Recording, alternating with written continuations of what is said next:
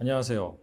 오늘은 이 브레이스 프로토콜의 가치에 대해서 다른 방법으로 설명을 해드리겠습니다.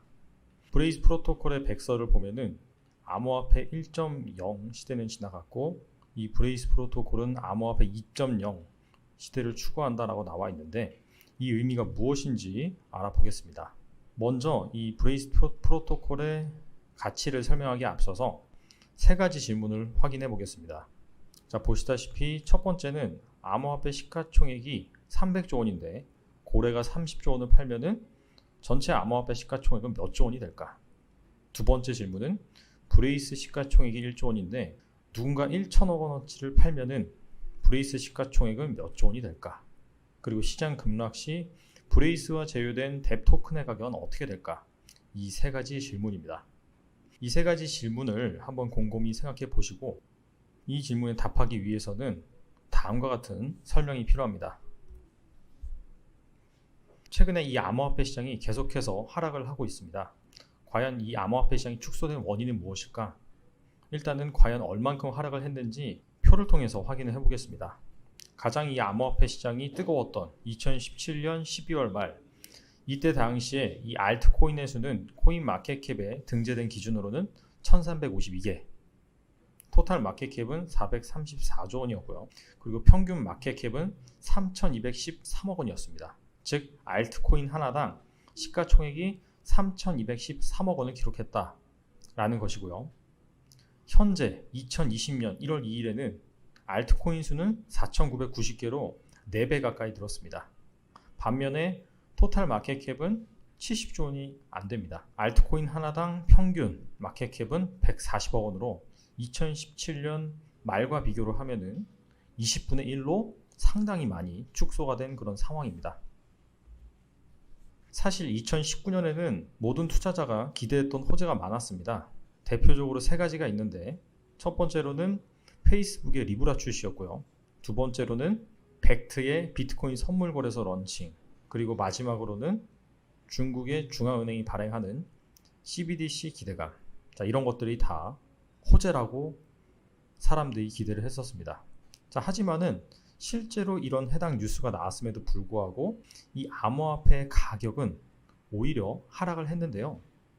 자, 그렇다면은 여기에서 이 암호화폐 가격을 결정짓는 요인이 무엇인지 심도 있게 고민을 해야 된다는 것을 알 수가 있습니다. 자, 우리는 전통시장에서 그 답을 찾을 수가 있는데요. 이건 이제 삼성전자의 주가입니다. 보시다시피 한 5년 만에 150%가 상승을 했습니다. 우측에 있는 그래프는 삼성자의 PER 그래프입니다. 자, PER은 기업의 시가총액을 그 기업이 벌어들이는 순이익으로 나눈 값입니다. 즉 PER이 낮으면은 그 기업의 가격이 그 기업의 가치보다 싸다. 자, 이렇게 평가를 하고요. 높으면은 그 기업의 가격이 그 기업의 가치보다 비싸다. 이런 식으로 평가를 합니다. 보시다시피 삼성전자의 PER은 6배에서 10배 사이에서 계속해서 오가고 있습니다. 즉 이 삼성전자의 주가가 5년 만에 150%가 상승했다 하더라도 삼성전자의 PER 같은 경우에는 6배에서 10배를 계속 오가고 있다. 자, 이런 얘기는 뭐냐면은 바로 삼성전자의 순이익이 지속적으로 늘어났다.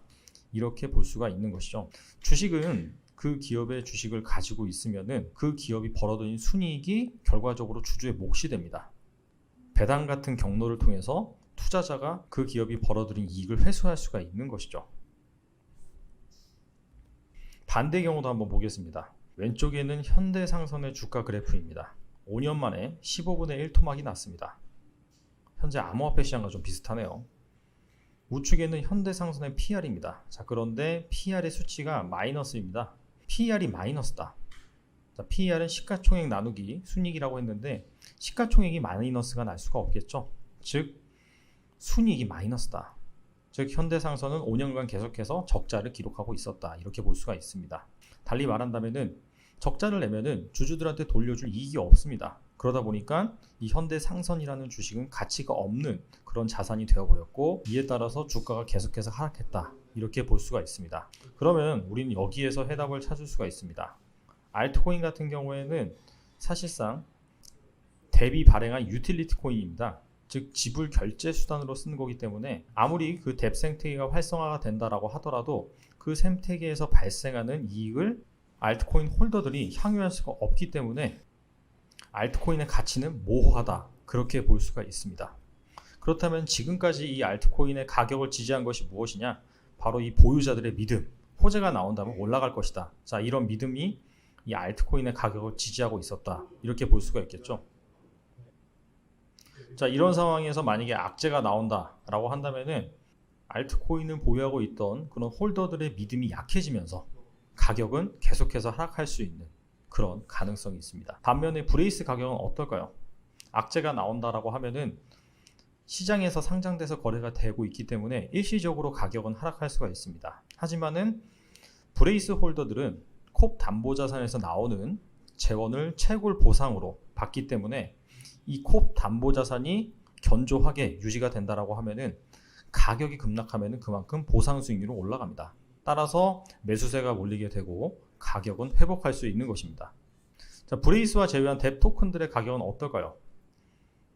자, 브레이스와 제휴한 뎁들은 브레이스가 발행한, 즉 콥 스테이블 코인을 결제 용도로 사용할 수가 있습니다. 그리고 그 결제에서 발생한 수수료의 일부를 뎁 토큰을 매입을 해서 소각을 시킵니다.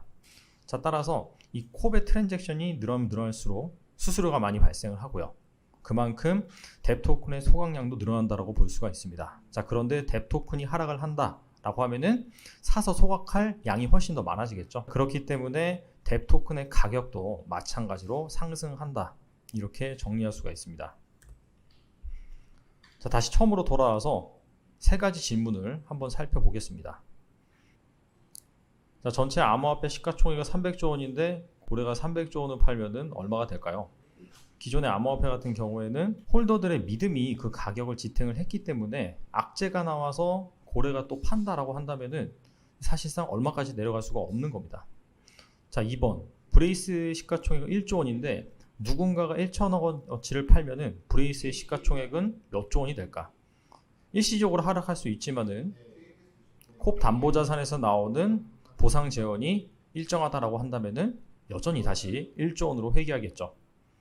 마지막 질문, 시장 급락 시 브레이스와 제휴된 뎁 토큰 가격은 어떻게 될까? 이것도 마찬가지로 콥의 트랜잭션이 늘어나면 늘어날수록 뎁 토큰 소각량이 늘어나기 때문에 이 역시 일시적으로 하락할 수 있지만은 다시 정상 가격으로 회귀한다라고 볼 수가 있습니다.